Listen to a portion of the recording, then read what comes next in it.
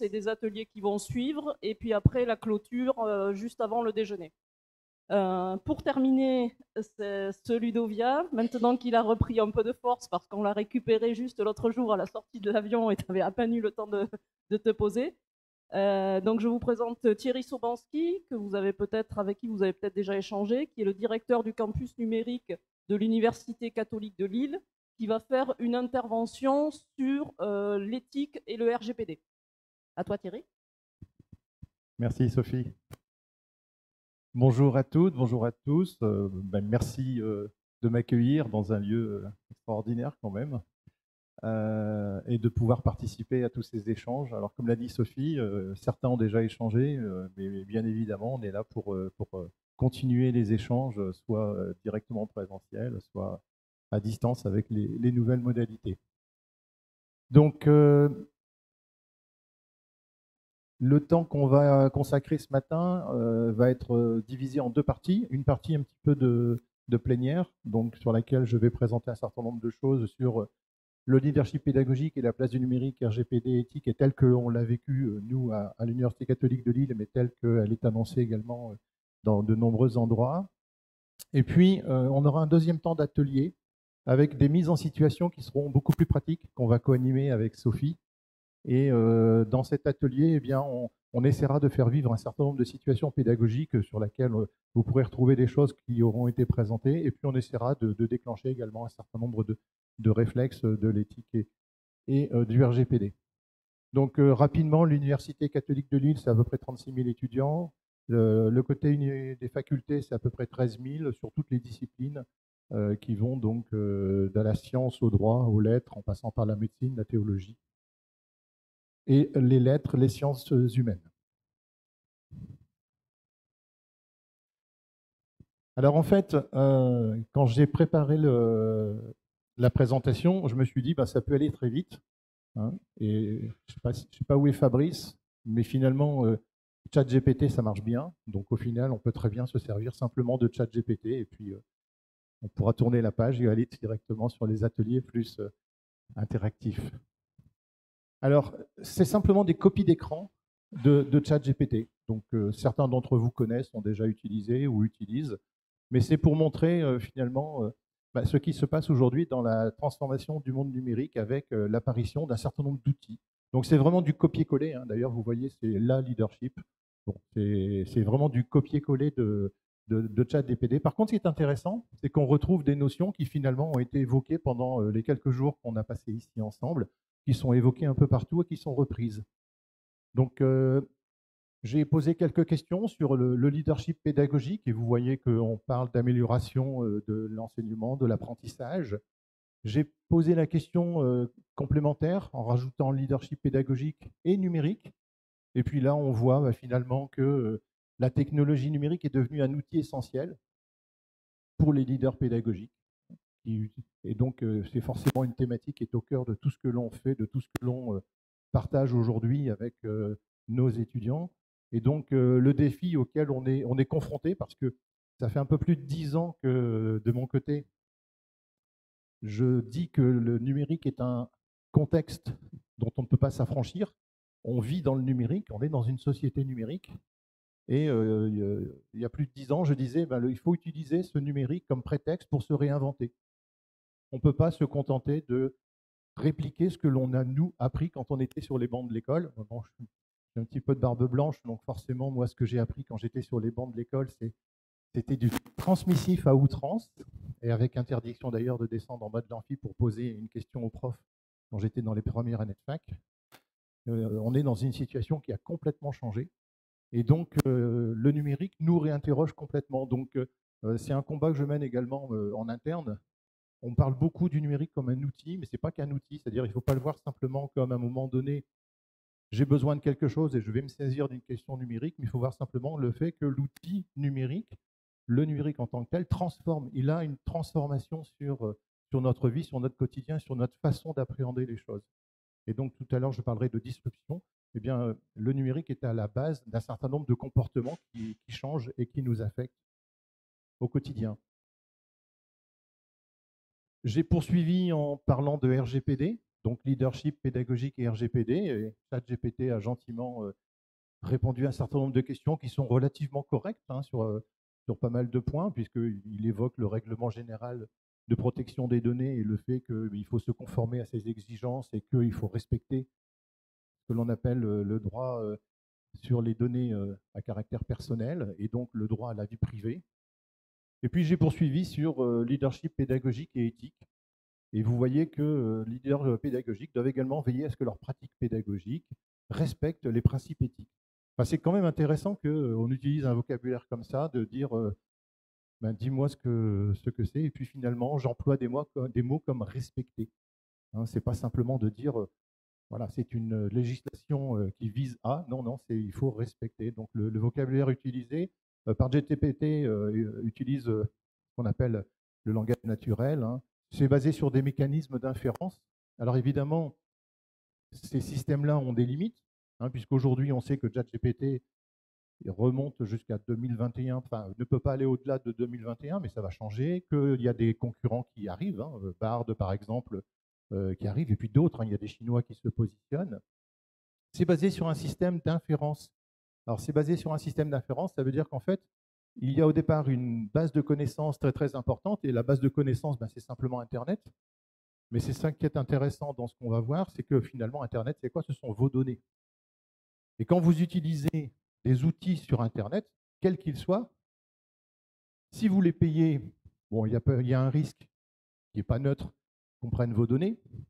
Mais si vous ne payez pas l'outil, de toute façon, c'est vous le produit. Donc à un moment donné, il faut bien se poser cette question. Quand j'utilise un outil sur Internet, au final, si on me le donne gratuitement, c'est que derrière, il y a quelque chose qui est caché et que ce quelque chose qui est caché va être utilisé à d'autres fins que ce qui était prévu initialement. Et donc, cet outil ChatGPT, basé sur des mécanismes d'inférence, donc d'inférence sur des méthodes de logique d'ordre enfin, plus ou moins élevé, hein, en disant par exemple du syllogisme, c'est-à-dire que on part de faits assez simples, comme tous les hommes sont mortels, et puis on sait que Socrate est un homme, donc forcément Socrate est mortel, c'est des mécanismes d'inférence assez simples. Et puis on a des lois de logique un petit peu plus évoluées. Par exemple, quand on sait que X est le père de Y et Y est le père de Z, ben on sait que X est le grand-père de Z, tout simplement par des lois qui sont des lois de la logique, tout simplement. Donc c'est basé par des connaissances qui sont accumulées à travers tout ce que l'on fait sur le monde de l'Internet. Et bien évidemment, ça peut induire des biais, puisqu'en fait, on se base sur des connaissances qui sont mises à disposition quelque part, et ces connaissances qui sont mises à disposition, ben, il faut qu'elles soient qualifiées pour que l'on puisse les utiliser à bon escient et pas en sortir finalement des pseudo-vérités qui ne sont pas celles de la réalité. Alors, j'ai mis dans mon support énormément de liens qui sont à disposition. Donc, le support, vous l'aurez. Vous pourrez cliquer sur tous les liens, aller les voir. Là, par exemple, la dévoration numérique, c'est une vidéo qui dure à peu près 50 minutes, mais qui est très, très intéressante parce que finalement, elle pose beaucoup de questions philosophiques sur le monde qui nous entoure et sur le monde numérique que l'on est en train de vivre et de construire autour de nous. Alors, quand je dis on est en train de vivre et construire autour de nous, c'est pas parce que moi je suis informaticien, mais c'est comme tout un chacun, finalement, on utilise ces outils sans trop savoir quelles sont leurs finalités et quel est l'usage qui va en être fait. Il y a toujours une distinction entre l'outil qui est mis sur le marché, l'usage qui en était prévu et la déviance qui en est faite. Et en fait, on a toujours des usages non prévus qui arrivent, qui peuvent être bons ou mauvais. En France, on est les rois du système D. Pas si en Belgique aussi, Pascal, on est les rois du système D. Mais on aime bien contourner les choses. Eh bien, en fait, l'informatique et les outils qui sont mis à disposition sont régulièrement contournés. Alors en fait, sur la droite, j'ai mis au début les origines de l'informatique. On était sur du calcul, du recensement, puisqu'en fait, l'informatique est née essentiellement aux États-Unis. Il y avait deux grandes puissances qui souhaitaient investir là-dedans. C'était le calcul pour les militaires et c'était l'administration pour le recensement. Et donc, c'était le début. Et puis, quand on voit la trajectoire que ça prend avec l'apparition de l'intelligence artificielle très rapidement, simplement qui n'a pas pu être... Ah, j'ai une veille que je n'ai pas coupée. J'ai pas pensé à couper ma veille. Ok.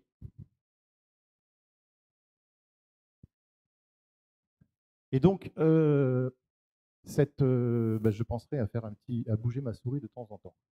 Voilà. Et donc, c'est apparu il y a très très longtemps. Simplement, aujourd'hui, la puissance des calculs fait qu'on voit apparaître des tas de choses nouvelles qui nous challenge. La robotique, par exemple, alors c'est vrai qu'on imagine la robotique dans les entrepôts, etc., mais finalement, maintenant, la robotique permet de rejoindre des choses alors, qui sont proches du transhumanisme. On est capable de faire de l'homme augmenté pour lui faciliter les gestes, pour l'accompagner dans ce qu'il fait. La blockchain, on en parlera parce que la blockchain, finalement, c'est le cœur de la disruption, c'est le cœur de la désintermédiation. C'est-à-dire comment on conçoit les systèmes aujourd'hui sans forcément avoir de propriété. Le métaverse, Gilles en a parlé un petit peu hier et j'en reparlerai encore. Par contre, au niveau du comportement, ce que l'on voit, c'est que l'informatique a un effet sur la notion d'immédiateté. On a besoin d'informations tout de suite. Donc automatiquement, ça va changer le comportement des personnes. Ils sont là, ils attendent quelque chose. Et quand vous êtes devant un écran, 30 secondes, c'est énorme. Il faut qu'on ait la réponse tout de suite. On ne peut pas se permettre de le faire. Donc ça veut dire qu'on n'a pas cette capacité à prendre le temps de réfléchir à ce que l'on fait. C'est un changement énorme. Moi, je peux vous dire que quand j'étais étudiant et que je programmais en informatique, on utilisait ce qu'on appelait à l'époque des cartes perforées. C'est pas si vieux que ça, hein. Il y a plus de 40 ans pour moi, mais bon, c'est pas si vieux que ça en termes d'évolution du monde. Eh bien, en fait, les cartes perforées, quand on les mettait dans l'ordinateur pour qu'elles puissent produire un résultat, il fallait attendre 1 heure. Là, je peux vous dire qu'on faisait attention à ce qu'on tapait. Aujourd'hui, avec l'immédiateté, vous tapez, ça ne marche pas, on recommence, on change. Et en fait, on réfléchit beaucoup moins, on va beaucoup plus vite sur ce que l'on fait. Et donc, automatiquement, ça veut dire que les jeunes que l'on a aujourd'hui sont dans cette démarche d'utiliser très rapidement des choses. Ça ne marche pas, c'est pas grave, je recommence. Et donc, ils sont dans un fail fast qui permet très rapidement de dire, ça ne marche pas, j'échoue, je recommence. La dictologie, eh bien, vous en êtes tous les victimes. D'ailleurs, on le verra, moi, sur certaines vidéos que je vais lancer, on verra peut-être les dernières recherches que j'ai faites sur Internet. Et donc, forcément, on est ciblé sur tout ce que l'on fait. Et le but, finalement, c'est un but marketing de pouvoir cibler des choses qui vont nous être destinées. Amazon, c'est à peu près 30% des ventes qui sont des ventes suggérées. C'est-à-dire que quand vous allez sur le site Amazon pour acheter quelque chose, on va vous suggérer des choses qui sont correspondantes à votre profil et au profil des personnes qui sont dans la même situation que vous. Et vous allez vous laisser tenter.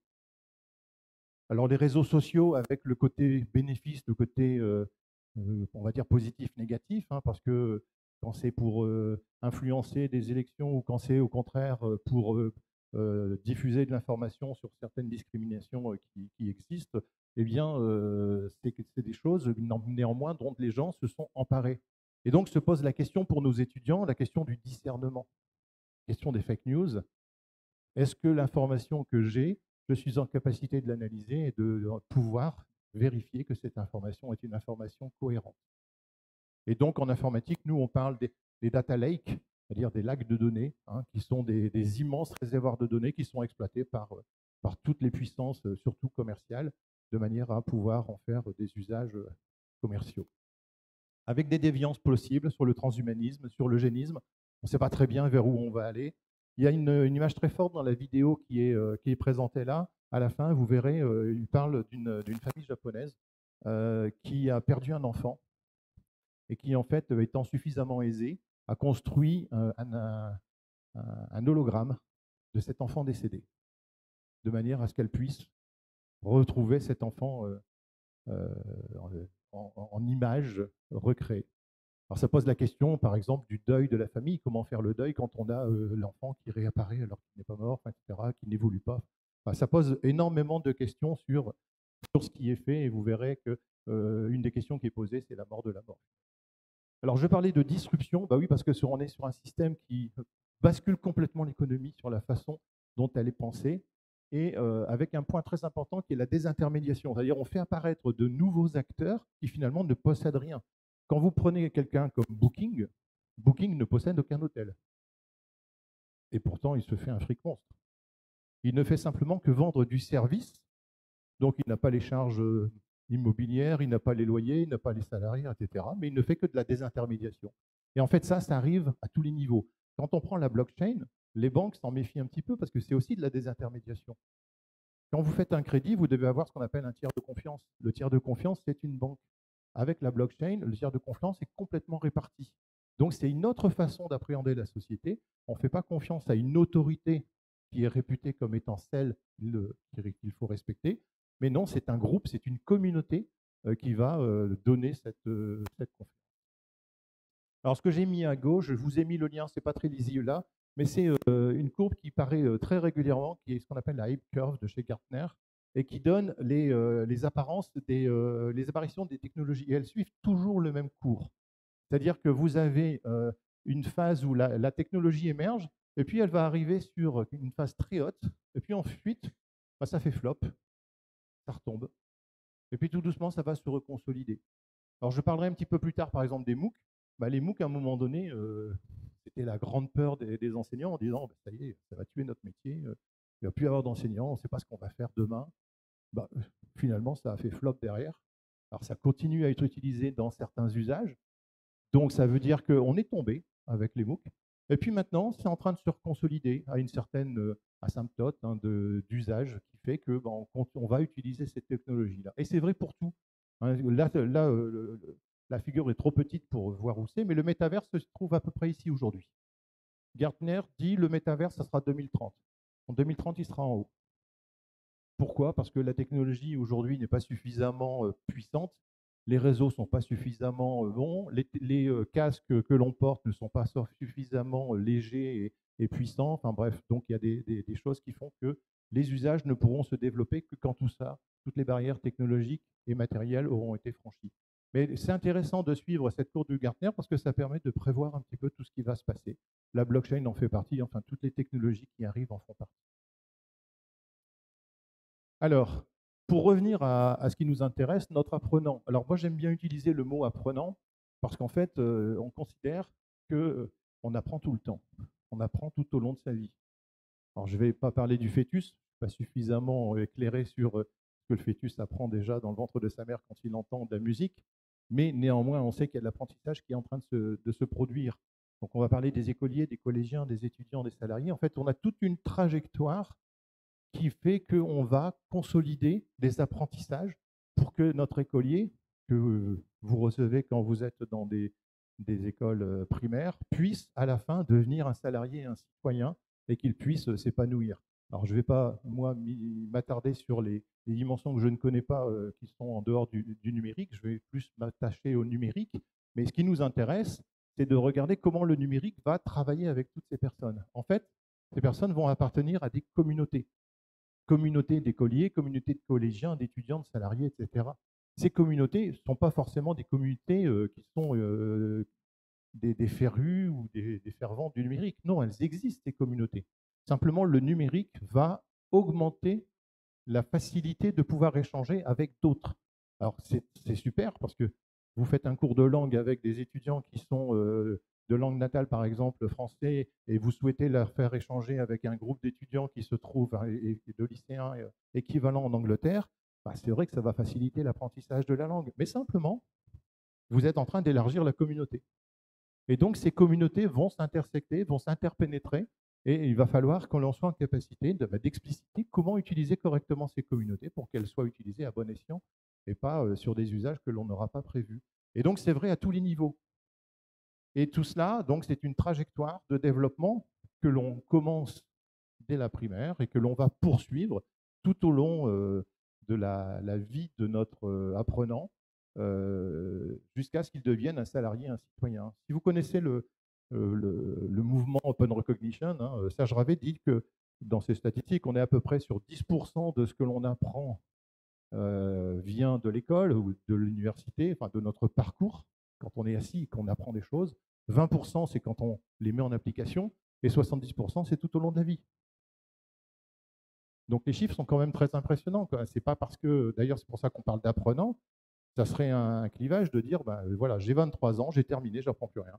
Je travaille pendant 50 ans derrière. Enfin, on ne va pas pousser la réforme des retraites, on va dire pendant 42 ans derrière. Mais non, ce n'est pas comme ça que ça se passe. Il va falloir continuer à apprendre. Et donc, de notre côté, on a une injonction à l'autonomie. Il faut rendre les gens autonomes par rapport aux usages qu'ils vont en faire. En ce qui nous concerne au numérique, eh bien, c'est qu'il faut qu'ils soient autonomes par rapport à ce numérique. Il faut que le numérique soit une vraie aide pour qu'ils puissent réussir ce parcours. Comment les aider à utiliser le numérique? Et donc, ça peut se faire avec des choses, avec des expérimentations, des outils mis à disposition, mais il faut que l'on puisse les rendre autonomes parce que le citoyen d'aujourd'hui, qui est un peu plus âgé, de toute façon, sa déclaration d'impôt, son acquisition de voiture, son billet d'avion, eh bien, sa réservation de vacances, il va la faire sur Internet parce qu'il n'y a que là qu'il va trouver les choses. Et donc, il faut qu'on puisse aller sur cette injonction à l'autonomie, toujours dans un respect des bonnes pratiques pour qu'il n'y ait pas de mauvais usage. Et donc, ça passe par ce qu'on appelle la littératie numérique. Tout comme il faut apprendre à parler, à écrire, à compter, etc. Il y a des tas de littératies qui existent. La littératie numérique, c'est comment utiliser à bon escient tous les outils qui sont mis à disposition pour être en capacité de vivre dans un monde qui aujourd'hui est un monde numérique. Alors, dedans, bon, j'ai mis un article, vous pourrez le parcourir, quoique j'ai mis une petite feuille après. Bien évidemment, nous, enseignants, et c'est vrai que j'ai oublié de le dire, j'ai eu aussi un parcours d'enseignant, on a un rôle à jouer dans ce que l'on fait, dans ce que l'on va apporter, mais les parents, bien évidemment, ont aussi un rôle important à jouer, parce que quand on donne des devoirs à faire à un enfant ou un adulte ou un collégien, eh bien à la maison, il doit aussi se faire aider par son contexte familial, par son contexte de réseau avec lequel il vit. Et donc, ce contexte-là doit aussi l'aider dans l'appropriation de ce qu'il fait. Alors tout ça, c'est important, mais par contre, il y a quelque chose de très très important, et c'est Pascal qui l'a souligné dans sa présentation, c'était mercredi. Donner du sens, je crois que c'est quelque chose de vraiment fondamental. Alors je vais vous montrer un petit extrait d'une vidéo qui est quand même intéressant, parce que maintenant, en fait, on se rend compte que dans ce que l'on fait, on fait ce qu'on appelle du greenwashing ou du bashing. Allez, on dit qu'on fait un peu de tout pour se donner bonne conscience. Donc je vais mettre, alors je ne sais pas vous, dans vos programmes au niveau primaire, collège, lycée, ce que vous mettez, mais par exemple dans le supérieur, on va mettre une unité d'enseignement sur le développement durable. Voilà, on va mettre 10 heures, on va mettre 20 heures, on va mettre 30 heures, et puis on va se donner bonne conscience en se disant que finalement, ce qu'on fait, c'est bien. Et en fait, les étudiants maintenant commencent à réagir par rapport à cela. Et ça, c'est donc une étudiante. Hop, oui, je vais parcourir YouTube. Allez. Moment détente avec Alors, on va passer la pub. Si jamais ça finit en mal de gorge peu intense et sans fièvre, l'Isopaïne est là. L'Isopaïne combat localement l'infection et soulage la gorge.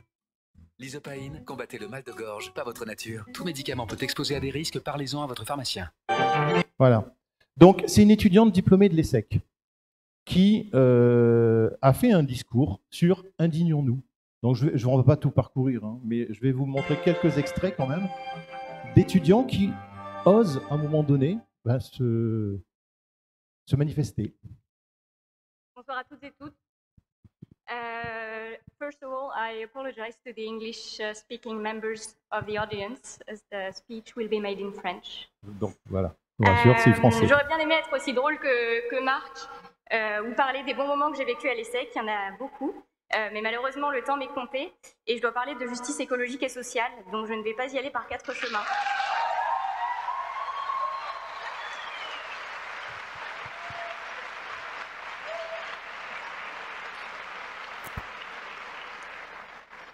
Je suis arrivée il y a 5 ans à l'ESSEC avec l'envie de m'engager. J'en ressors aujourd'hui engagée certes, mais aussi indignée. Et je ne suis pas la seule, quoique les autres étudiants qui ont contribué à écrire ce discours ne puissent pas être avec moi sur scène. Indignée car je constate, depuis 50 ans, qu'on nous alerte sans succès sur la menace existentielle que le déplacement des limites planétaires fait peser sur l'humanité. Dépassement, pardon. Indignée car même en recherchant un emploi qui a du sens, je me retrouve devant le paradoxe d'un monde économique qui ne connaît pas les notions de limite et de sobriété. Devant de grandes entreprises qui parlent de RSE, mais qui sont incapables d'offrir à leurs travailleurs des conditions de travail convenables et des salaires décents, alors qu'elles offrent à leurs actionnaires de confortables dividendes.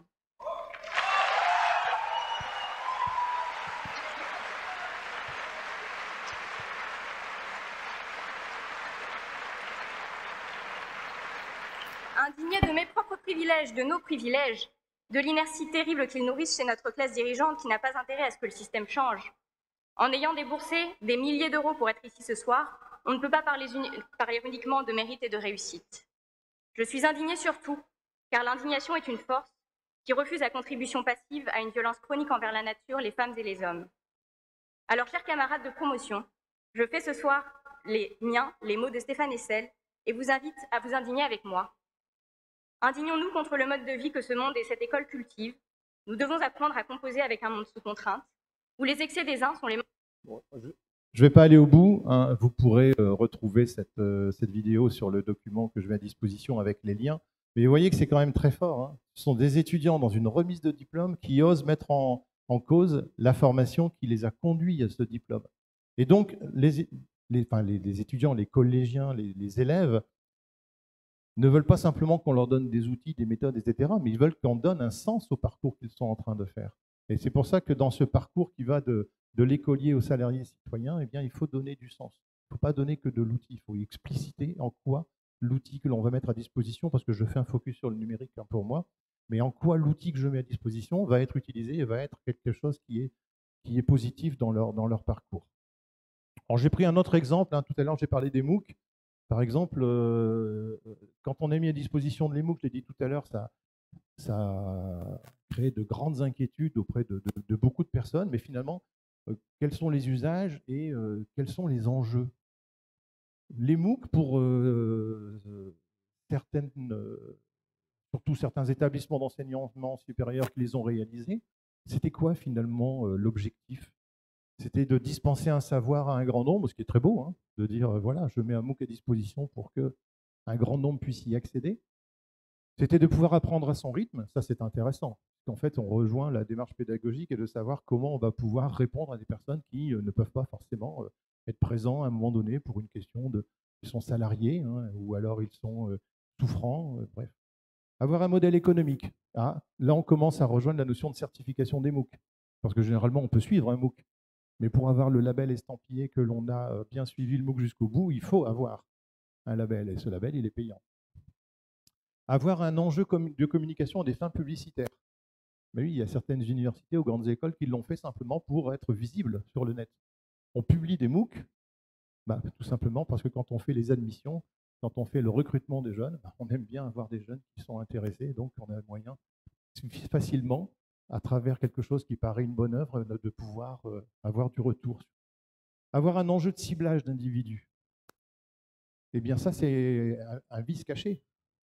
Je mets un MOOC sur, je ne sais pas si la DSI est là, allez, sur les compétences en Java ou en Python, peu importe. Des étudiants vont le suivre. C'est très facile de savoir lesquels je vais embaucher demain, hein. Il suffit de regarder les résultats qu'ils ont. Donc, j'ai un moyen très simple en mettant ça à disposition, de pouvoir cibler des individus qui vont suivre cela et qui sont donc des cibles potentielles par rapport à ce que j'ai envie, moi, de recruter demain.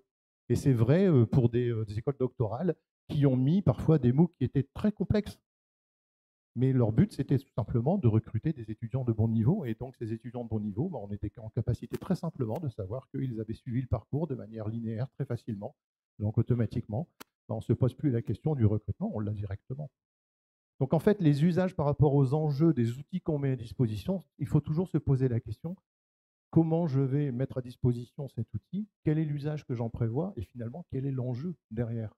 Quel est l'enjeu pour les jeunes? Bon, je passe, c'est ce que j'ai dit tout à l'heure, enseignants, parents peuvent ensemble contribuer à cette littératie numérique. On parle par exemple d'écrire simultanément avec un stylo, mais aussi avec un clavier. Voilà, de manière à tout doucement apprendre cette gestuelle. Vous savez, en 2013, on a mis à l'Université catholique de Lille en place le système de concours à la 6e année de médecine pour passer l'examen qu'on appelle le CN. Et en fait, on s'est rendu compte en 2013 qu'il y a des étudiants qui ne savaient pas, qui ne connaissaient pas ce geste de zoomer sur une tablette. Ça nous a surpris, mais en fait, finalement, non. Et donc, il faut acculturer les gens le plus rapidement possible pour qu'ils soient autonomes. Alors, on trouve l'excès maintenant, hein, on trouve des petits-enfants qui essayent de faire ça sur une feuille de papier, ça ne marche pas. Ça n'arrive pas à zoomer. Mais donc, c'est important de contribuer tous ensemble à toute cette gestuelle. Alors, quand on est passé en contexte de pandémie, eh bien, on s'est rendu compte d'un certain nombre de choses. Les équipements, on n'avait pas forcément tous les équipements adéquats pour être en capacité de permettre à chacun de suivre des enseignements à distance, que ce soit des ordinateurs portables, des smartphones. On n'avait pas la bonne connectivité, ou alors quand on l'avait, on n'était pas tout seul à la maison. Il y avait papa, maman qui travaillaient aussi, il y avait les frères et sœurs qui travaillaient aussi, et finalement la bande passante, puis ici vous en savez quelque chose, vous avez aussi des endroits où les bandes passantes sont malheureusement insuffisantes. Les logiciels, on a fait avec ce qu'on a trouvé, et on ne s'est pas posé de questions. Et les données qu'on a mises dedans, on ne sait pas. De toute façon, il fallait bien répondre à l'immédiateté, et on n'avait pas cette capacité de mettre à disposition, dans un temps aussi bref, pour tout l'ensemble de la population éducative, des logiciels suffisamment compétents et fonctionnels pour que tout le monde puisse s'en servir. Ce qui a amené d'ailleurs des acteurs majeurs du marché, comme par exemple Microsoft, à retirer certaines fonctionnalités de leur logiciel pour éviter qu'ils consomment trop de bandes passantes. Donc ils ont dégradé les logiciels en début de pandémie pour augmenter la capacité d'usage à grande échelle. Mais au final, le problème réel qu'on s'est posé, c'est de passer d'un présentiel à un distanciel. Parce qu'une fois qu'on a réglé tout ça, on n'a pas réglé le problème essentiel. Comment je fais pour enseigner à distance avec des personnes que je ne vois pas? Alors, ici à droite, cette personne a de la chance, elle voit qui est en face à l'écran. Mais je ne sais pas si vous-même avez vécu ces expériences, mais nous, dans l'enseignement supérieur, quand un enseignant se trouve face à un amphi de 600 en présentiel, il a ce rôle théâtral et il peut très facilement voir si ça s'endort, si ça baille, redynamiser un petit peu. Quand vous êtes face à un écran noir de 600 personnes, c'est un grand moment de solitude pour l'enseignant. Et comment arriver à surmonter cette solitude pour qu'on puisse se rendre compte que ce que l'on fait a du sens et qu'on n'est pas en train tout simplement d'énumérer un discours. Et là, ça devient problématique parce que quand on est habitué à faire du transmissif, on peut se poser la question, finalement, le transmissif, quand je le fais à distance, pourquoi je n'enregistre pas, tout simplement? Quel est l'intérêt que j'ai, moi, à être physiquement présent devant des gens qui ne font que m'écouter? Il ne sert à rien.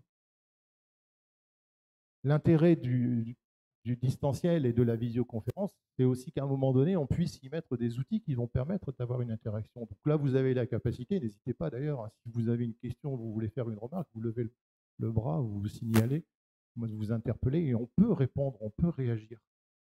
À distance, c'est compliqué. Quand vous avez des écrans noirs face à vous, on ne sait pas très bien ce qui se passe. Et donc, on a été obligé de mettre en place un accompagnement pédagogique. Alors, les structures d'appui dans toutes les structures qui existent, alors moi je connais celle du milieu universitaire, bien évidemment, elles ont été débordées. En période Covid, c'était de 7h du matin pour nous jusqu'à 21h quasiment, avec des enseignants qui n'arrêtaient pas d'appeler, mais comment je fais, j'ai cours demain, comment je fais pour partager mon document, comment je fais pour le mettre à disposition, je veux interagir, je veux faire une visio, enfin bref, et on avait, entre guillemets, ce qui nous a fait gagner du temps, hein. On a eu un grand coup de pied aux fesses, et là je le prends sur le côté numérique, qui a permis de dire, mais oui, le numérique est une réponse, alors pas à tout, bien évidemment, on n'est pas là pour faire l'apologie du numérique, et d'ailleurs, je leur dirai peut-être un peu plus tard, mais nous, à l'Université catholique, on dit qu'il faut une variété pédagogique. Il n'y a pas une pédagogie. Il y a des pédagogies, et d'ailleurs, dans un moment, il faut qu'il y ait des pédagogies à un moment donné qui soient différentes. Alors, pour avoir cette variété et ce taux d'écoute des personnes. Et donc, on a fait un certain nombre de constats, par contre, sur les usages. Alors, j'en ai pris que quelques-uns, mais pour savoir, peut-être vous-même, vous les avez fait. Est-ce que vous avez enregistré les visios que vous faisiez? Oui? Non? Vous vous êtes posé la question du droit à l'image? Tous? Voilà. Vous vous êtes posé la question de la conservation des données que vous aviez stockées? À un moment donné, de détruire ce que vous aviez stocké? Voilà. Donc, en fait, il y a des tas de réflexes qu'on n'a pas forcément, parce qu'on n'a pas été acculturé à ça, on n'a pas été habitué à utiliser ça. Vous avez utilisé des outils, forcément les GAFAM, puisqu'il n'y avait qu'eux qui étaient en capacité d'absorber la charge qui était demandée. Alors, nous, à l'université, on avait fait le choix d'utiliser Big Blue Button, BBB, Mais galère, quoi, parce qu'il a fallu qu'on l'administre nous-mêmes. Et donc, on consacre du temps à mettre des serveurs à disposition pour que ça puisse fonctionner. Alors, heureusement, les GAFAM se sont rendus compte que le RGPD en Europe, c'était une contrainte, donc ils ont évolué, mais néanmoins, au début, on ne s'est pas du tout posé la question, pour beaucoup. Le partage de données, la création de listes, et puis les rythmes d'apprentissage. Ça, c'est des choses qui ont parfois disparu. Des personnes qui font des conférences de 2 heures sans s'arrêter. À un moment donné, il faut une pause. Ce n'est pas parce qu'on est en distanciel qu'on n'a plus à faire de pause. Il faut à un moment donné penser qu'il y a un rythme à respecter. Il faut donner des exercices, il faut donner du temps d'interaction possible. Voilà, donc tout ça, ce sont des choses qui sont apparues. Et donc, il y a un certain nombre de leçons qui ont été tirées. Alors, il y a un rapport qui est le rapport Educause, qui a tiré finalement un certain nombre d'enseignements du distanciel et de tout ce qui s'est passé pendant cette période-là. Bon, je ne vais pas tout lire, hein, vous pourrez, mais c'est quand même intéressant de se rendre compte là-dedans que c'est possible de faire fonctionner un établissement même si de nombreuses personnes ne sont pas physiquement présentes. Alors, je vous laisserai approuver ou pas. À un moment donné, j'avais prévu de faire un WooClap et de poser la question, mais comme j'ai pas mal de slides et que j'ai rajouté des vidéos, je ne vais pas le faire. Mais vous pourrez vous poser vous-même ces questions-là, c'est vrai. Est-ce qu'on est toujours en capacité de faire? Néanmoins, le numérique apparaît comme une solution qui est incontournable. Par contre, ça a changé beaucoup de choses. Ce qui serait intéressant, c'est de savoir, en période post-Covid, ce que vous avez retenu de la période Covid et que vous continuez à utiliser. C'est-à-dire que vous avez utilisé des outils d'interaction. J'ai parlé de WooClap, par exemple. Ce n'est pas parce que si je suis dans un amphi que je ne peux pas utiliser WooClap, je pourrais très bien le faire. Et ça permet d'avoir une interaction et de récupérer de l'information et de pouvoir avoir une mobilisation des personnes, surtout quand on est dans des amphis avec des très grands nombres et que par exemple quand on fait de la classe inversée. Alors, dans la situation, tout à l'heure on a parlé des réseaux, en fait on est tous dans des réseaux. Les enseignants, vous êtes dans des réseaux, vous participez à des collectifs, vous vous réunissez, que ce soit physiquement, que ce soit numériquement, hein, de façon virtuelle. Les apprenants, c'est pareil, dans les environnements d'apprentissage, dans ces lieux également, il y a des communautés qui tournent autour. Et donc, dans tout ça, vous avez un point commun qui est le numérique. Et les sphères se rencontrent. Et à un moment donné, elles échangent. Il y a de la porosité. Et donc, ces communautés vont s'agrandir, vont se déplacer. Ce qui est important par rapport à nos jeunes, c'est qu'ils se rendent compte que dans ces interactions-là, il y a des choses qui se passent. Alors, il y a des tas d'outils qui existent. Hein. WebMe, vous pouvez l'utiliser assez facilement. J'ai mis le lien. Vous tapez WebMe avec votre nom, vous allez voir comment vous êtes connu sur Internet. Il y a d'autres outils, hein, TouchGraph, etc. Bref. Mais qui vous permettent de connaître finalement comment on me connaît moi. Et vous allez vous rendre compte que toutes les données que vous allez laisser échapper bien, sont utilisées et sont utilisables par d'autres. Et vous pouvez donc comprendre cette porosité qui existe entre les réseaux et surtout l'éducation que l'on doit faire de nos jeunes par rapport à l'usage de ces réseaux. Alors eux-mêmes sont très vigilants sur certaines choses. On a par exemple, on a essayé de mettre en place un réseau de messagerie instantanée du type Facebook, mais contrôlé chez nous, pas dans le sens contrôlé pour voir ce que les étudiants faisaient, mais c'est simplement pour leur mettre un outil qui garantissait que leurs données n'allaient pas s'échapper n'importe où. En fait, les étudiants n'en veulent pas. Ils n'en veulent pas parce que c'est un outil qui pourrait être sous contrôle de nous, donc il y a cette notion-là. Et donc, ils ont ce contrôle de dire « Ah non, je ne mets pas mes données chez vous. Par contre, je les mets sur Facebook où il n'y a pas de problème. » Donc, c'est assez amusant de regarder comment ces réseaux sont perçus. Le côté institutionnel fait peur, le côté ouverture ne fait pas peur. Alors, un petit focus RGPD, parce que donc c'était quand j'ai échangé avec Alban et Fabrice, on avait dit on fera un focus aussi sur la partie RGPD. Donc je ne veux pas trop m'apesantir là-dessus. Néanmoins, c'est important parce que cette loi informatique à liberté, elle est fondamentale pour nous, citoyens. Et ce qui est important, c'est de se rendre compte que quand on est citoyen, eh bien, on est aussi citoyen salarié. Et en fait, on se rend compte que moi, par exemple, dans mon institution, j'ai des salariés qui n'ont pas les mêmes réflexes quand ils sont au travail que quand ils sont à domicile. Quand ils sont au travail, ça ne les gêne pas d'aller chercher la liste des étudiants du cours, de rajouter une colonne avec l'appréciation et de mettre des petits commentaires. tellement pratique, c'est tellement facile. Mais ça, ils ne l'accepteraient pas s'ils allaient chez tel magasin, tel supermarché à côté, où on mettait une colonne. Le client vient faire ses cours le mardi. En général, il a un panier à, je sais pas moi, telle valeur en euros. On se rend compte que finalement, tous ceux qui viennent le mardi ont des paniers à cette valeur-là. Ça va peut-être le coup de monter un petit peu les prix. Vous voyez, donc on peut faire des tas d'usages qui ne sont pas forcément ceux qui sont prévus. Donc il y a deux choses qui sont fondamentales au niveau du RGPD. C'est ce qu'on appelle le privacy by design et le privacy by default. C'est-à-dire que par défaut, tout est privé. Privacy by default. Toutes les données sont privées. Le privacy by design, ça veut dire c'est dès la conception. Et là, on est heurté au fait que la conception, normalement, elle doit être faite par des équipes informatiques qui vont penser à cette notion de vie privée. Mais il y a tout ce qu'on appelle le shadow IT. Tout ce que vous allez faire vous-même sans informer la DSI.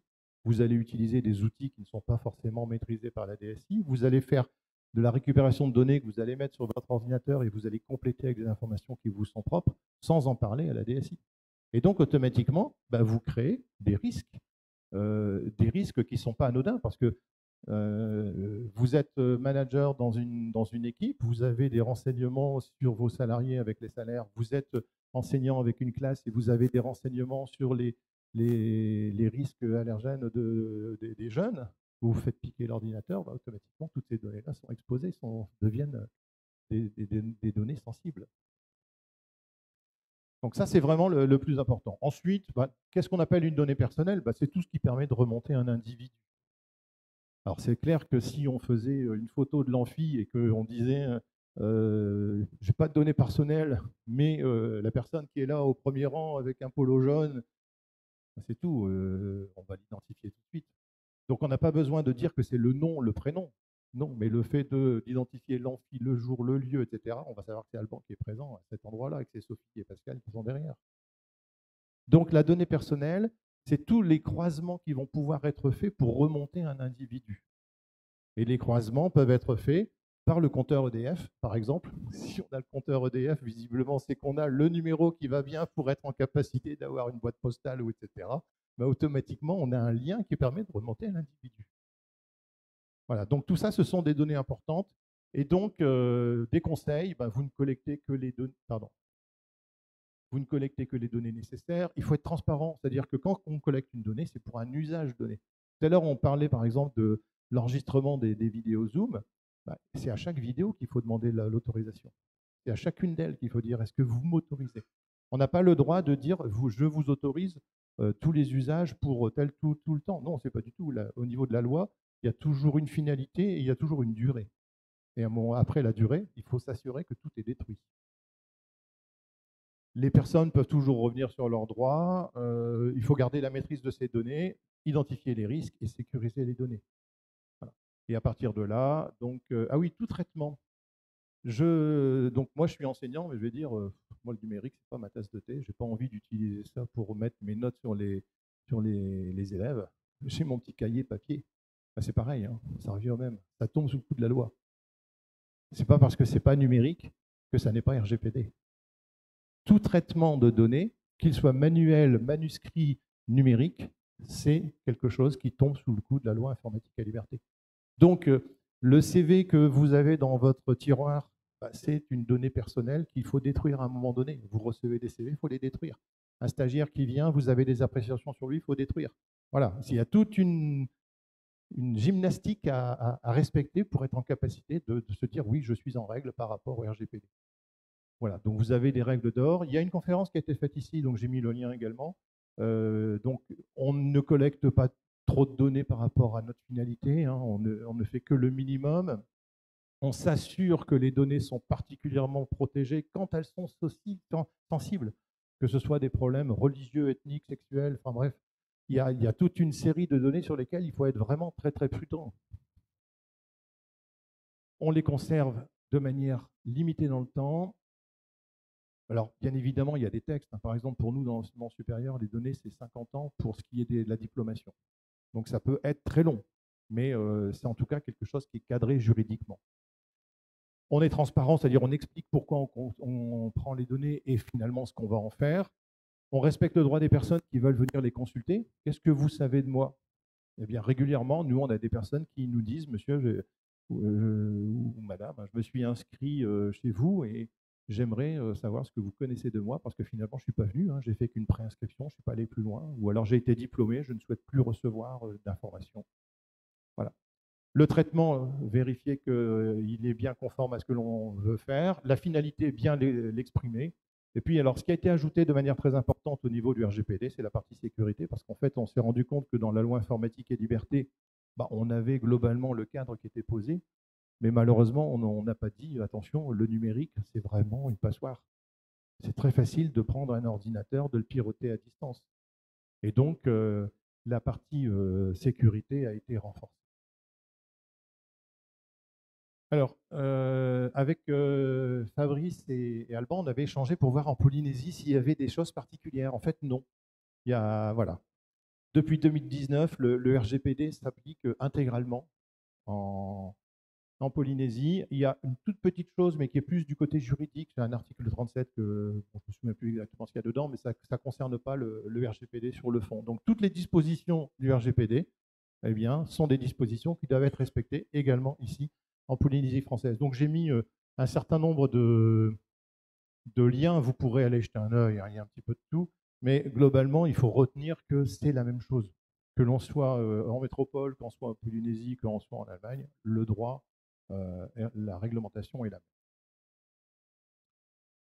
Alors, on pensait avec Sophie faire un atelier avec des situations d'apprentissage. On s'était dit, bon, finalement, derrière un amphi où on explique des choses, c'est bien quand même à un moment donné de mettre en situation. Et comme je vous l'avais dit dans le Péchakucha, nous, ce qu'on aime faire à la Cato, c'est de mettre les gens en situation parce que c'est la meilleure façon d'apprendre. On fait. Et donc, on avait imaginé un certain nombre de situations. Notre atelier, on l'a changé, on va faire un petit peu autrement. Donc, du coup, ces situations-là, je les donne simplement pour illustrer ce qu'on voulait faire. Vous voyez que j'ai laissé les titres suffisamment explicites. Ce sont des choses qui sont ici, du cru. Alors, 80 étudiants rencontrent 50 professionnels pour décrocher un stage. OK, vous devez préparer ces étudiants, des lycéens à aller faire un stage, des collégiens à aller faire un stage, peu importe, donc, ça peut s'appliquer à tous les publics. La meilleure façon d'aider un jeune à se présenter, c'est qu'il construit son portfolio. C'est quoi le portfolio? C'est l'équivalent d'un LinkedIn. Il va simplement montrer ses compétences. Je suis quelqu'un de correct, d'engagé, j'aime bien travailler en équipe, je suis ponctuel, j'ai déjà fait telle mission. C'est du portfolio. Mais simplement, à un moment donné, il faut aussi le mettre en éveil. Attention, le portfolio, qu'est-ce qu'il y a dedans? Tu as fait la teuf jeudi soir, je l'ai vu sur Internet. Ben oui, parce que tu l'as exposé sur Internet à un moment donné.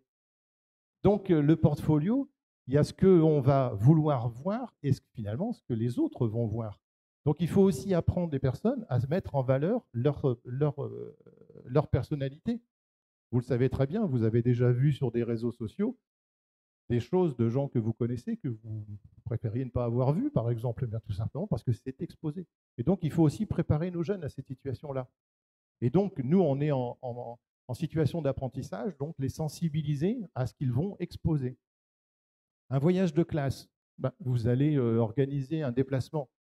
Peut-être qu'il y aura un repas. Tout à l'heure, je parlais d'allergènes. Il va peut-être falloir demander aux personnes s'il y a des allergies particulières. L'aménagement de locaux. On parle de publics qui sont, dans ce reportage-là, handicapés. Ça veut dire que forcément, à un moment donné, il faut les cibler. Mais attention, les cibler, c'est des renseignements qui sont particulièrement sensibles, cela. Et donc, si vous êtes amené à créer des listes, des choses particulières sur ces données-là, attention. Là, bon, et puis on peut prendre. Vous avez les liens sur les différentes situations que l'on pensait mettre en avant, mais que bon, on fera autrement. Alors, une petite parenthèse sur la souveraineté numérique, parce qu'on a parlé de tous ces aspects-là en termes d'outils, mais la souveraineté numérique, on nous dit, mais c'est important, oui. Il y a tout ce qui est annoncé, puis il y a la réalité des choses. La réalité des choses, c'est qu'aujourd'hui, vous le voyez, ici on utilise du Zoom, parce qu'on n'a pas de solution européenne de visioconférence qui est suffisamment performante. On a BBB hein, qui essaye un peu, on en a d'autres, hein, Jitsi, etc., mais ils n'arrivent pas à la cheville de ce que ont aujourd'hui les puissances des GAFAM. Voilà, donc ça, c'est un message qui est tout à fait très important, mais qui est difficile à respecter. La CNIL, d'ailleurs, a mis une injonction pour que, d'ici maintenant 6 mois, parce que ça a été fait il y a 1 an, on puisse avoir des outils européens qui soient conformes. Mais on n'y arrivera pas, c'est clair.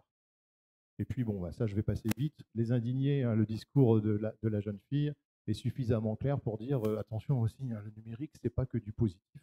Il y a aussi tout ce qui est fait. Et là, je vous invite éventuellement à aller voir la fresque du numérique qui est très, très intéressante. Alors, dans la stratégie, et puis là, je vais passer vite, vous avez des stratégies qui sont déclinées. Mais vous voyez, on retrouve bien ce sur quoi nous, ici, on est réunis. Lutter contre le décrochage, réduire les fractures, meilleure inclusion des publics, accompagner chaque citoyen vers l'acquisition de compétences lui permettant de construire son parcours, de s'adapter tout au long de la vie aux évolutions sociétales, etc. Donc, en fait, on est bien dans ce que l'on veut faire, donc accompagner les personnes à l'appropriation de ces outils numériques pour qu'ils puissent devenir des citoyens autonomes, compétents et en capacité d'utiliser tout ce qui est mis à disposition.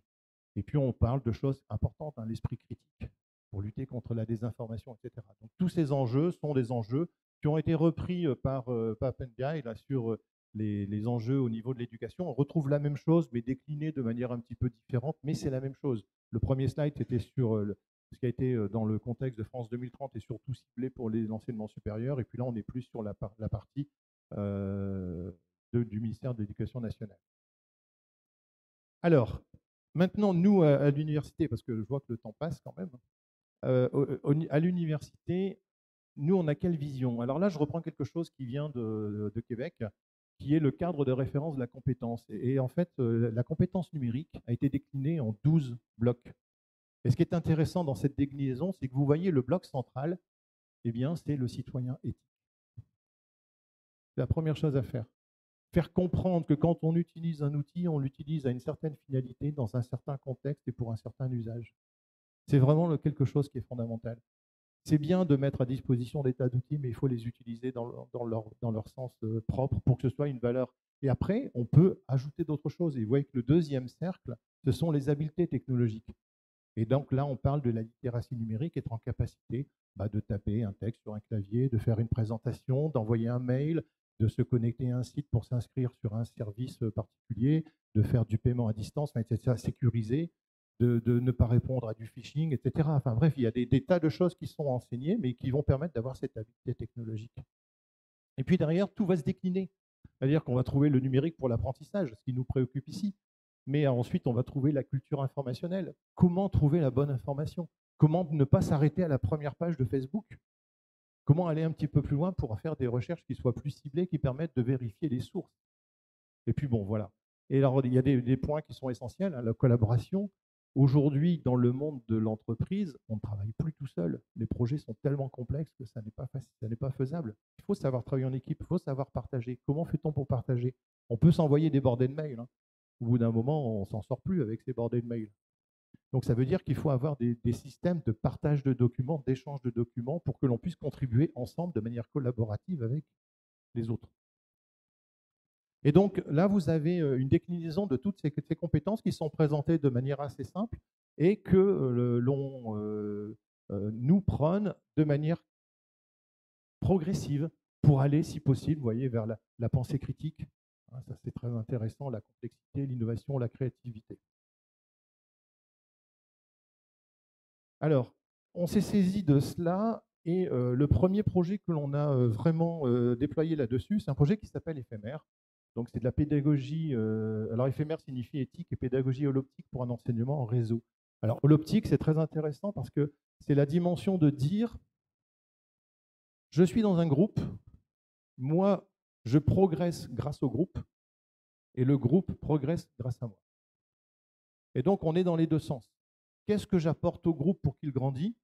Est-ce que ce que le groupe m'apporte à moi pour que moi, je grandisse? Et donc, ça, c'est le fait de pouvoir rentrer dans une démarche. On parlera un petit peu après de co-design, c'est-à-dire je suis un acteur parmi le groupe et ça permet de faire cette notion de travailler ensemble. Et donc, dans ce projet-là, L'idée, c'était de mettre l'éthique au cœur du projet. Et comment mettre, nous, dans l'enseignement supérieur, dans toutes nos disciplines, l'éthique au cœur, et comment confronter nos étudiants dans une pédagogie, j'ai oublié d'enlever l'expérientiel, dans une pédagogie expérimentale, comment mettre ces étudiants face à des situations qu'ils vivent. Alors, les situations sont multiples. On a un tech shop, c'est-à-dire on a la capacité de faire fabriquer des choses. Qu'est-ce qui n'empêcherait demain, avec des imprimantes 3D, un de nos étudiants ou un extérieur de venir fabriquer une arme? Quand on a des médecins, un médecin est confronté parfois à devoir annoncer un diagnostic ou être confronté à un patient qui refuse ou une patiente qui refuse d'être auscultée, par exemple, ou qui refuse un traitement. Comment saisir cette question éthique? Dans le domaine de la finance, est-ce que l'on doit enseigner dans notre fac de droit, par exemple, comment échapper aux impôts? Est-ce que c'est éthique par rapport à la société? Donc, dans cette perspective-là, on a mis en place un outil. Alors, si vous allez sur le lien de gauche, que je vois le temps passe, vous avez une description complète de ce projet et vous avez 16 illustrations d'exemples de dilemmes qui sont proposés. Par exemple, je vais en prendre un, le dilemme du trolley.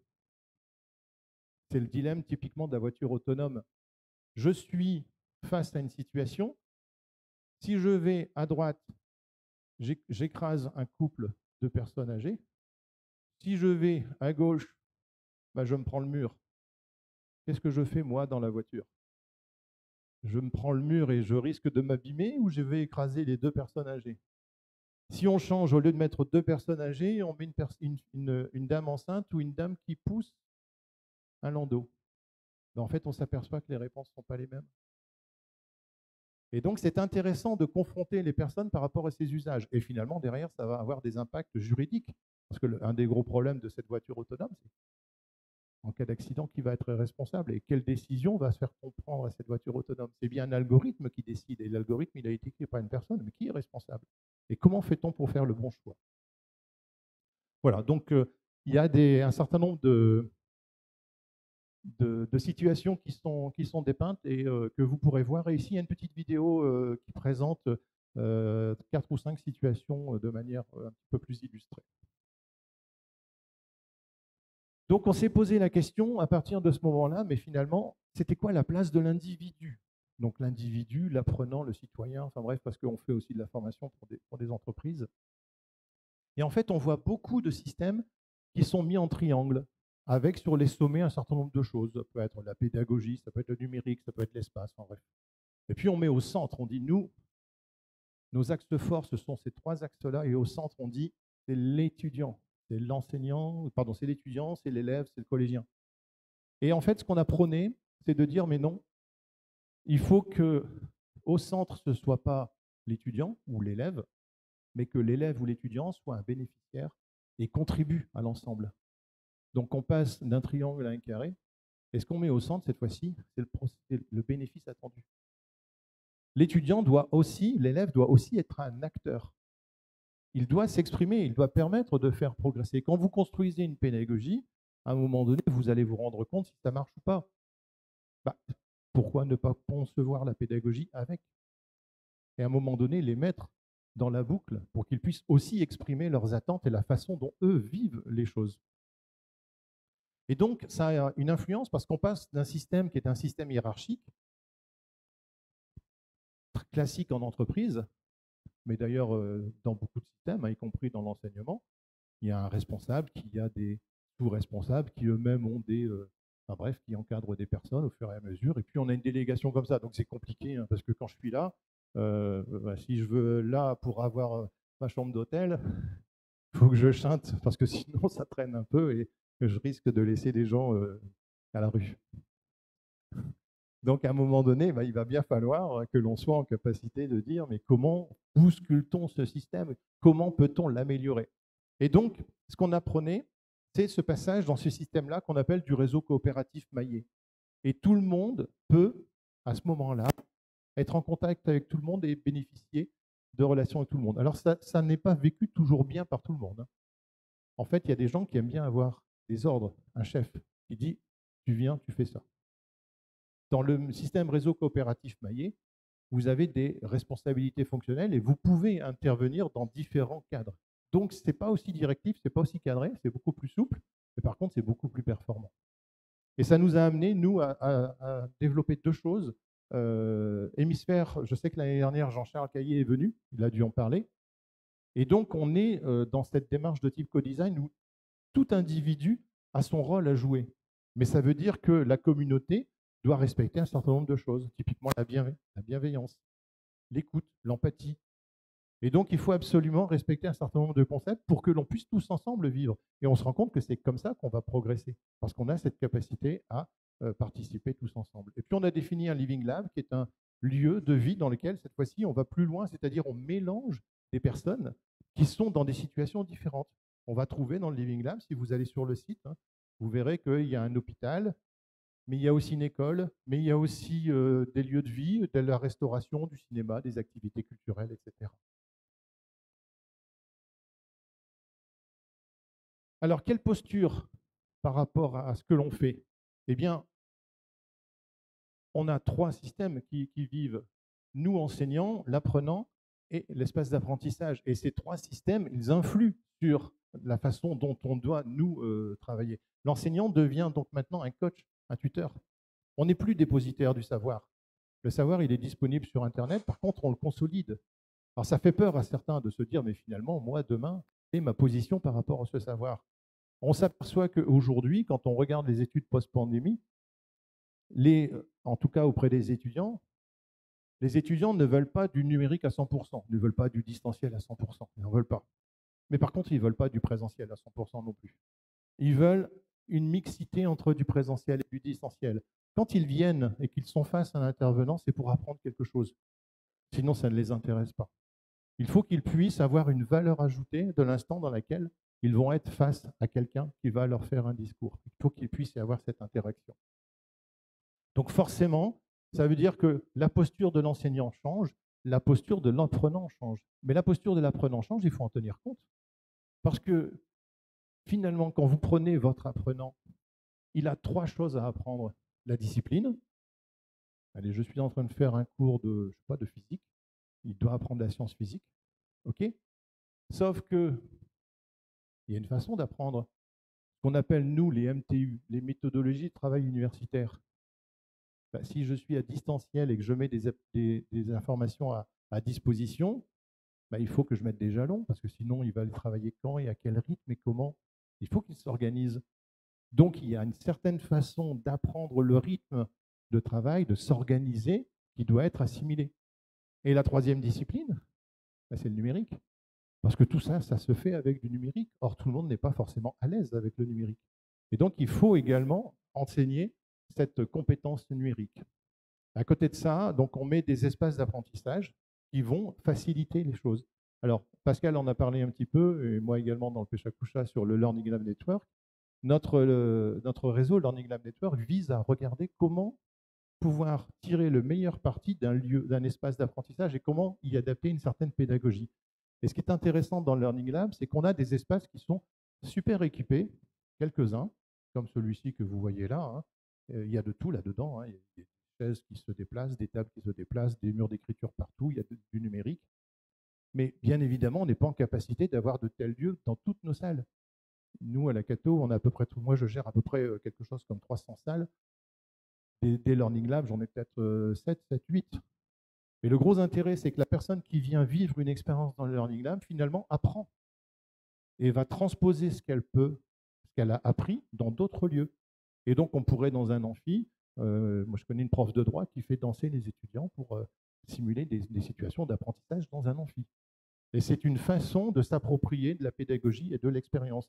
Donc, je sais qu'avec Sophie, il y a des lieux qui existent ici. Et donc, ce sont des lieux qui permettent de vivre des expérimentations et d'acquérir des compétences que l'on peut transposer par la suite. Alors, comment fait-on l'accompagnement? L'accompagnement, donc pareil, je mets tous les liens, mais ce n'est pas la peine de les décrire ici, mais il faut qu'il y ait une démarche qui soit structurée. La démarche structurée commence par le début, c'est-à-dire quand on reçoit quelqu'un, il faut le mettre dans le mouvement, il faut l'inclure, il faut le mettre dans la communauté. Et il faut lui donner le b.a.-ba pour qu'il puisse démarrer. Et démarrer, par exemple, c'est tout simplement arriver dans cet amphi et être en capacité de projeter quelque chose. Ne pas être heurté par le fait que ça ne va pas marcher. Que moi, j'ai toujours un chat noir et que quand je projette, ça ne marche pas, que je n'ai pas le son, je n'ai pas l'image. Non, il faut que les gens soient suffisamment à l'aise avec ces outils-là. Et quels que soient les outils. Donc, il y a un parcours à faire. Donc, on a mis on a mis en musique un certain nombre de parcours avec des scénarios qui se développent et on essaye de faire les choses les plus ludiques, les plus faciles. On organise des rencontres, on organise des cafés d'échange. Vous avez, vous, des réunions pédagogiques. Profitez-en pour échanger, pour partager vos expériences et montrer ce qui ne marche pas. Expliquez aussi vos échecs. C'est important de partager un échec parce que ça évite à l'autre de faire la même chose. Encore que, attention, un échec pour l'un n'est pas forcément pour l'autre. Une réussite une année peut être un échec l'année suivante. Donc ça dépend du public, ça dépend du contexte, ça dépend aussi de sa situation personnelle. Donc tout ça fait qu'il faut qu'il y ait un maximum de partage. Et en fait, vous voyez que dans le Learning Lab Network, on a publié le dernier guide qui est Apprendre et enseigner autrement. Ce qui est intéressant parce que dans la progression sur les premiers ouvrages que l'on faisait, il était plutôt ciblé sur construire un espace.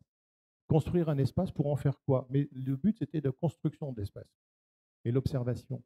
Ici, on l'a tout de suite mis sur apprendre et enseigner autrement. Oui, parce que l'espace, quand on arrive dans un lieu, automatiquement, on a ce qu'on appelle le concept d'affordance. On sait ce qu'on va pouvoir y faire dans ce lieu. Et surtout, on sait ce qu'on ne va pas pouvoir y faire. Et donc, c'est important de pouvoir se poser des questions à un moment donné dans ce lieu, comment je vais pouvoir faire. Tout à l'heure, dans la situation d'atelier, on va vous mettre par table, je ne dévoile rien de particulier, mais on va vous mettre en situation par groupe. Ben, le lieu va s'y prêter. Si on veut le faire ici en amphi, ce n'est pas gênant, on peut le faire. Simplement, c'est un peu moins inconfortable, encore qu'on peut s'asseoir sur la rangée du dessous. Donc, on s'assoit sur la table et ça peut marcher.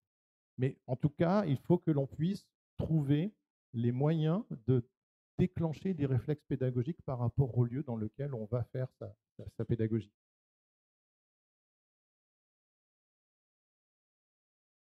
Alors, on a poursuivi par un certain nombre de projets. Celui-là est intéressant dans le sens où on a constaté qu'on a des étudiants qui font ce qu'on appelle les mineurs santé. Alors, c'est la nouvelle façon d'attaquer les études de médecine.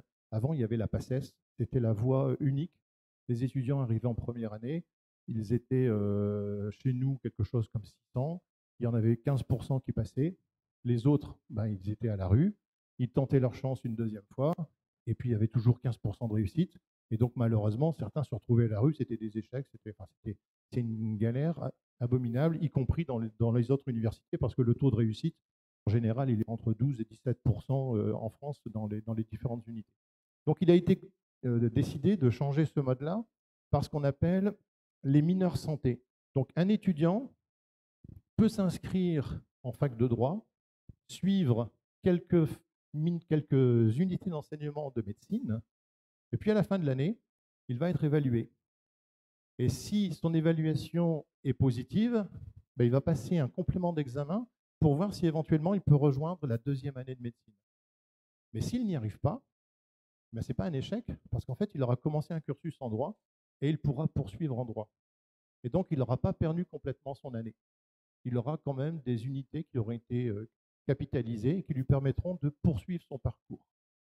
Et là, on s'est rendu compte que une des raisons d'échec que l'on avait, c'était la distance qui existe entre le secondaire et le supérieur. Il faut que les profs de première année de médecine, en biophysique, sachent quel est le bagage d'un étudiant de terminale en physique. Et en fait, on s'aperçoit qu'il y a des trous dans la raquette. Et donc, on a commencé à faire des rencontres entre nos enseignants de première année de médecine, dans certaines disciplines, avec des enseignants de seconde, première, terminale, pour parcourir ensemble finalement le programme et se rendre compte des trous dans la raquette et construire des ressources qui sont mises à disposition d'étudiants. Et ces étudiants sont cadrés par des tuteurs. C'est-à-dire on a conçu un nouveau rôle d'étudiants-tuteurs qui sont là pour faire de ce qu'on appelle de la remédiation. Ils sont là pour aider, accompagner. Et donc, on fait ça avec 3 autres universités, l'Université de Lille, l'Université de Valenciennes et puis nous-mêmes. Et donc, on a un projet qui s'appelle Corpus, qui permet de produire des ressources qui sont mises à disposition d'étudiants et ces étudiants vont être encadrés par des tuteurs qui vont les aider à progresser. Donc ça permet également de répondre à une question de rémunération, puisque l'étudiant tuteur, lui, il est rémunéré. Ça lui permet également d'avoir des études qui sont peut-être un peu moins onéreuses pour lui. Donc c'est un cercle qui est intéressant. Et dans les universités publiques, en plus, il y a ce qu'on appelle des prépas privés qui coûtent très très cher, qui sont faites par des étudiants qui souhaitent maximiser leurs chances. Et bien en fait, avec ce système-là, ils n'ont plus besoin d'y aller. Ils sont accompagnés vers la réussite. Donc la communauté des tuteurs. Alors, par contre, ce qui est intéressant là-dedans, c'est que on a aussi essayé de mettre du réseau social là-dedans. Et en fait, on s'est rendu compte que les enseignants ne veulent pas de messagerie instantanée alors que les étudiants en veulent. Et donc là, on a un conflit entre les deux. Les enseignants disent, nous, on a déjà suffisamment d'outils, on ne veut pas être embêté par des messages qui arrivent en push à la volée, etc. On veut du mail. Et les étudiants qui disent, nous, le mail, ça ne nous intéresse pas. Pour faire du mail, on échange entre nous, on partage nos tuyaux entre nous, etc. Voilà. Donc on a essayé de faire certaines choses qui ont malheureusement, là, dans ce cas-là, pour l'instant, échoué. Donc la production des ressources, tout ça, ça marche bien. La mise en place du tuteur et du tutorat, ça marche bien.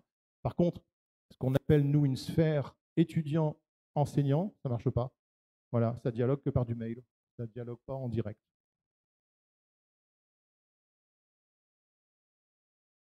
Alors, on a poursuivi par un autre projet qui est Prélude. Et celui-là est intéressant parce que, enfin comme les autres d'ailleurs, mais celui-là, c'est un projet sur 10 ans. C'est un projet très long, mais qui consiste à accompagner l'étudiant vers sa réussite. Vous voyez que Prélude, ça veut dire parcours de réussite en licence universitaire à développement expérientiel. Alors, là-dedans, il y a pas mal de choses. Réussite, ça veut dire qu'un étudiant, nous, ce qu'on souhaite, c'est l'amener à la réussite. La réussite n'est pas qu'une réussite universitaire. Donc, on est en licence. Le but, ce n'est pas forcément d'avoir ma licence 3 pour passer en master. On a des étudiants qui vont s'arrêter tout simplement parce qu'ils auront acquis suffisamment de compétences pour dire « moi, j'ai envie d'arrêter parce que je veux créer ma société ou je veux aller en entreprise ou je veux un autre parcours professionnalisant ». Eh bien, on considère aussi que c'est une réussite. À partir du moment où derrière, il y a un projet, il y a une intégration. La réussite, ça peut être aussi de dire « moi, je suis élève brillant, je veux faire ma licence en 2 ans ». Eh bien, c'est faisable. On peut faire sa licence en 2 ans et donc avoir les 180 CTS qui permettent d'avoir le diplôme. Et à l'inverse, moi, je suis étudiant, j'arrive, franchement, je ne sais pas, hein, entre l'économie et les mathématiques, je ne sais pas ce que je veux faire.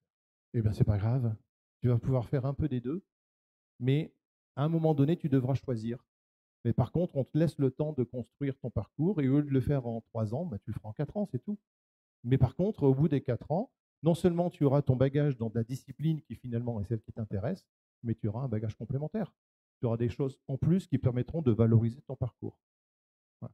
Et à partir de là, on a dit bah, il faut donc qu'on construise notre parcours avec ce qu'on appelait des box.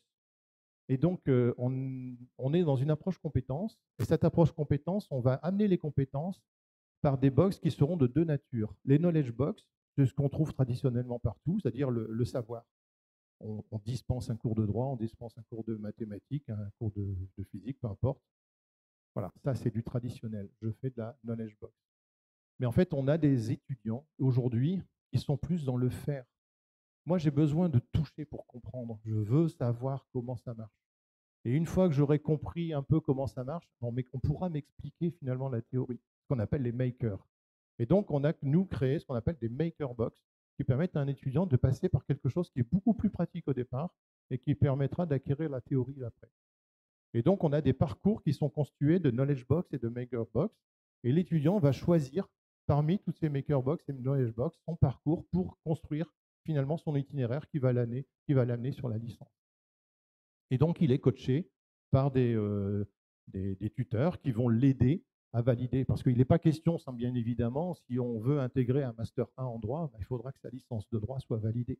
Donc, le parcours ne se fait pas n'importe comment, mais en tout cas, il est encadré, il est coaché. Alors, vous avez des vidéos là, qui présentent, donc je vois le temps passer, je ne vais pas les diffuser, mais vous avez des vidéos explicatives qui expliquent tout ça. Grand bénéfice également de cette transformation, c'est qu'on est allé sur une approche par compétence, et l'approche par compétence met en avant ce qu'on appelle les situations authentiques. C'est-à-dire, on a besoin à un moment donné de lâcher la notion de connaissance pour aller sur la notion de compétence. Que l'étudiant connaisse par cœur l'article 3 du Code pénal, c'est bien. Cool.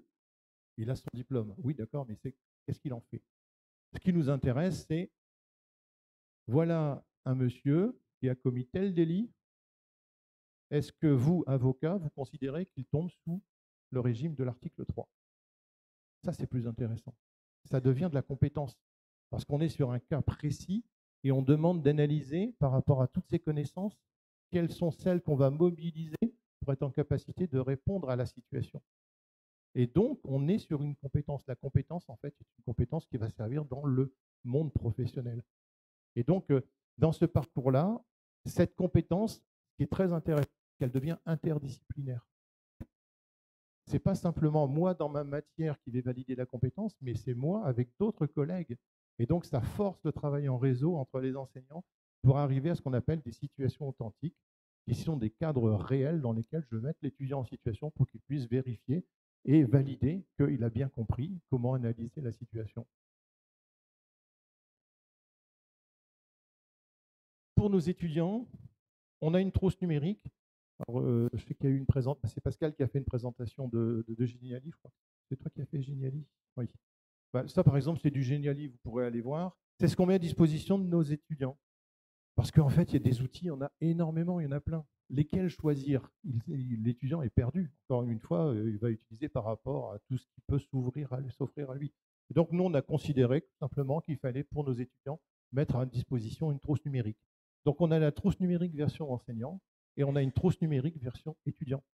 Et dans les deux cas, l'étudiant ou l'enseignant, donc là, j'ai pris le cas de l'étudiant, hein, mais il peut suivre un parcours.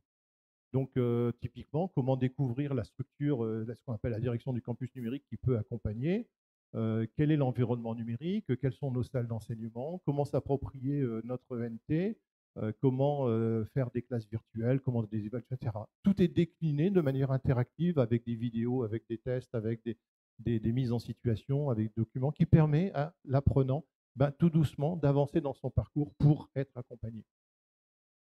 Et puis, bien évidemment, ces questions-là sont des questions qui aujourd'hui sont au cœur de nos interrogations. À un moment donné, je pensais faire un clap et vous poser la question. ChatGPT, on en a parlé au début. Est-ce que vous allez l'utiliser demain ou pas? Vous avez vu que certaines, par exemple, Sciences Po Paris avaient publié que, voilà, Croix et la bannière, on n'utilisera pas ChatGPT. Ils sont en train de revenir en arrière. Mais est-ce qu'aujourd'hui, vous considérez qu'il faut interdire la calculatrice?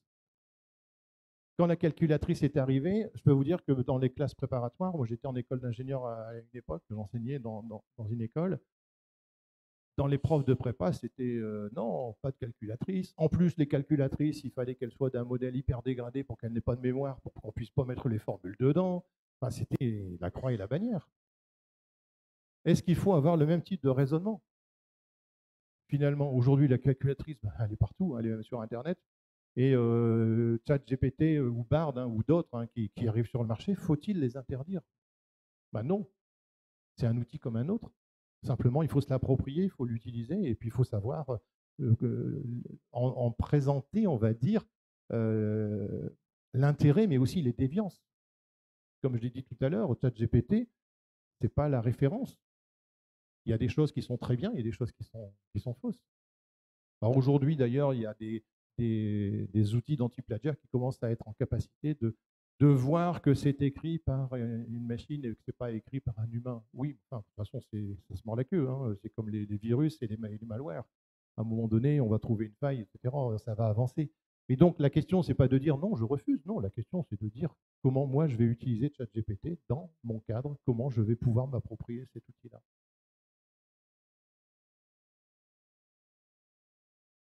Les modalités pédagogiques. Alors tout ça pour dire que, il me reste que quelques minutes, mais des modalités pédagogiques, j'en ai cité un certain nombre avec un document parmi d'autres. Hein. On n'est pas obligé de faire du numérique partout. On peut très bien ne pas utiliser le numérique. Il faut absolument sauter de l'esprit que tout doit être numérique. Non, c'est faux.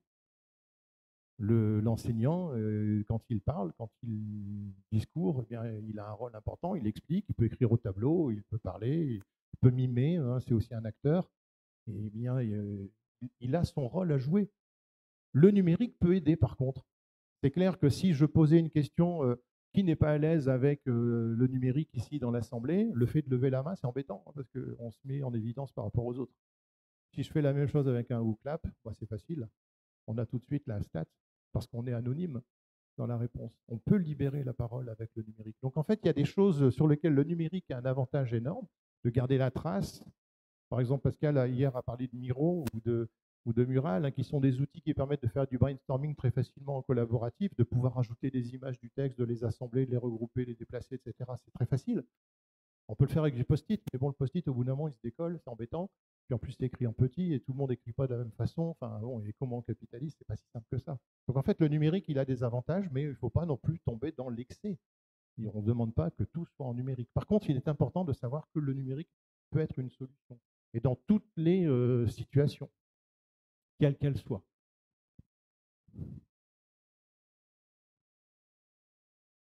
Alors, il me reste 3 slides, je crois. Donc, est-ce que je peux déborder un tout petit peu? Alban, Sophie? Rapidement. Les learning analytics, parce que c'est quand même important les données que l'on a. En fait, il y a trois choses qui sont importantes dans les learning analytics. La première chose, c'est de la description, qui consiste à recueillir les données et à les exposer. La deuxième chose, c'est la prédiction. Comment prédire des choses? Et la troisième chose, c'est la prescription. Comment générer une séquence à partir de ce que j'ai recueilli? Et donc, dans cette séquence qui concerne les learning analytics, ce qui est important, c'est de dire, premièrement, il faut des données qui soient de qualité. Il faut que je sois en capacité de les recueillir pour savoir ce que l'étudiant ou l'apprenant a fait, pour pouvoir en tirer quelque chose. Ce qui me permettra, une fois que j'aurai toutes ces données, de pouvoir faire de la prédiction. Tu ne travailles pas assez, tu ne vas pas lire tes documents, tu es toujours en retard, tu as toujours des notes en dessous de la moyenne. Donc voilà, donc il y a de la prédiction. Et puis de la prescription. Finalement, je me rends compte que toi, c'est en mathématiques qu'il faut que tu bosses parce que le reste, ça va. Donc, je vais te prescrire un certain nombre d'activités pour que tu puisses progresser dans ce domaine-là. Les autres, ça va. Donc, voilà. Donc, ça, c'est tout ce qui tourne autour des learning analytics avec des enjeux quand même qui sont importants. Alors, j'en ai noté 3. Pour l'institution et l'emprenant, donc, il y a des enjeux qui sont juridiques. Attention, hein, parce que vous exposez des données des jeunes, donc automatiquement, ces données sont soumises à une juridiction qui est la juridiction RGPD qu'on a vu tout à l'heure. Il y a des enjeux éthiques également, parce qu'on va exposer, on expose qui à quoi. Est-ce que c'est une approche réflexive? Est-ce que c'est l'étudiant qui voit uniquement ces données? Ok, il en fait ce qu'il veut. Mais demain, l'étudiant y arrive en fin d'année, il dit, monsieur, j'ai pas eu mon année, pourtant, vous avez toujours dit que j'étais au vert. Et je me suis planté. Qui est responsable? Ben, c'est vous, monsieur. Hein, il va faire intervenir un avocat, ils vont faire un recours, et puis voilà. Et deuxième chose, les learning analytics par rapport au teaching analytics. Parce que quand on sait comment travaillent les étudiants, ben finalement, on sait aussi comment travaillent les enseignants. C'est très facile de faire une extrapolation et de se dire, ben vous, au fil des années, vos étudiants, ils réussissent toujours super bien, c'est génial, etc. Par contre, vous, franchement, c'est une galère depuis 5 ans. Vous avez...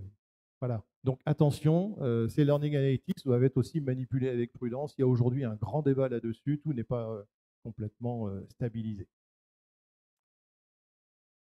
Donc quelques liens que vous pourrez parcourir, et puis je termine par 2 choses. La pédagogie immersive.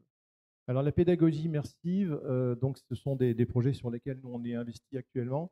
On a publié un livre blanc qui s'appelle Expérimentons la pédagogie immersive, qui permet de voir comment développer un scénario de pédagogie immersive, c'est-à-dire comment pouvoir concevoir son expérimentation.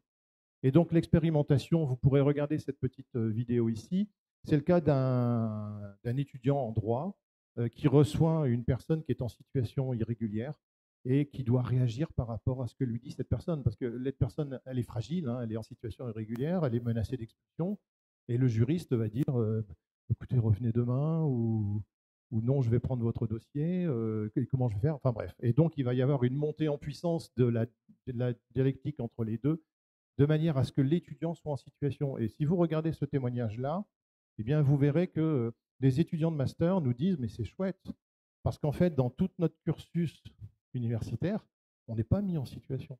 On n'est pas confronté au cas réel de devoir expliquer. Et ça, on le transpose en médecine. Quand il faut annoncer une mauvaise nouvelle à la famille, comment fait-on? Ou à l'individu? On n'est pas confronté à ça. Et donc, il faut qu'il y ait à un moment donné ces mises en situation. Et les mises en situation, on ne peut pas les faire parce qu'on a des populations qui sont parfois trop nombreuses. Nous, en première année de droit, ils sont 900. Donc, arriver à mettre des enseignants pour gérer ces 900 cas, c'est un peu compliqué. Et donc, on poursuit actuellement avec le métaverse. Et donc, bien évidemment, le métaverse, c'est une grande question aujourd'hui. Qu'est-ce qu'on va pouvoir en tirer? Alors, on sait que dans le domaine de la simulation, eh bien, c'est génial. Dans le domaine de l'aide, des gestes professionnels, de la formation continue, de l'onboarding, voilà, il y a énormément de choses qui sont très intéressantes. Et puis, on se pose un certain nombre de questions parce que finalement, quand je m'expose, je suis qui? Voilà, donc, le métaverse aussi à prendre avec précaution. Voilà, je vais m'arrêter là pour éviter de trop déborder.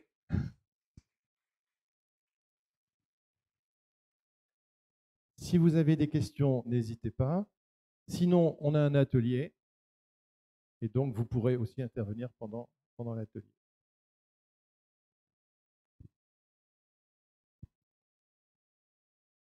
Oui?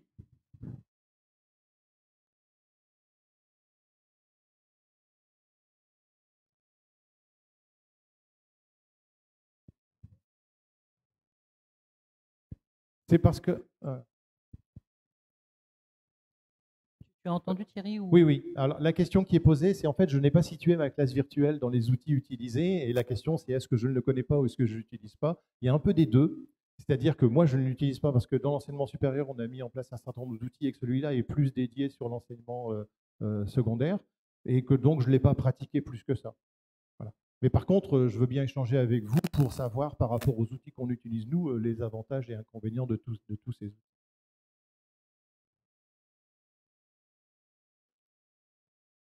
Il faut savoir que les outils, il y en a énormément.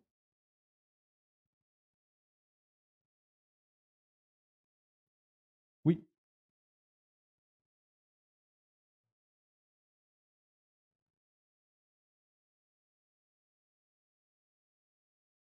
D'autres questions?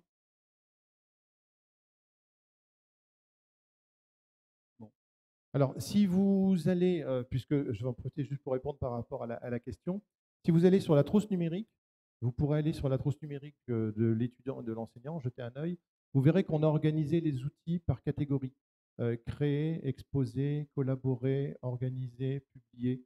Et donc, on propose des outils. Alors, nous, le choix qu'on a fait, c'est de limiter le nombre d'outils qu'on propose pour éviter que les étudiants soient perturbés par trop d'outils. Parce qu'à un moment donné, quand ils en ont trop, ils ne savent plus lesquels utiliser. Voilà, donc on a volontairement limité le nombre d'outils qu'on utilise.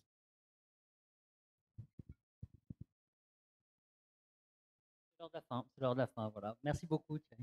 Merci pour votre attention. Une petite nouveauté par rapport aux autres jours, c'est que vous avez dans la galerie qui va vers la cafétéria, vous avez les ERUN qui vous présentent des projets qui sont mis en œuvre dans leur circonscription. Voilà. Et les projets ne sont pas détaillés dans l'application, il y a juste marqué qu'ils sont dans la galerie. Voilà. Mais vous les verrez, ils sont là.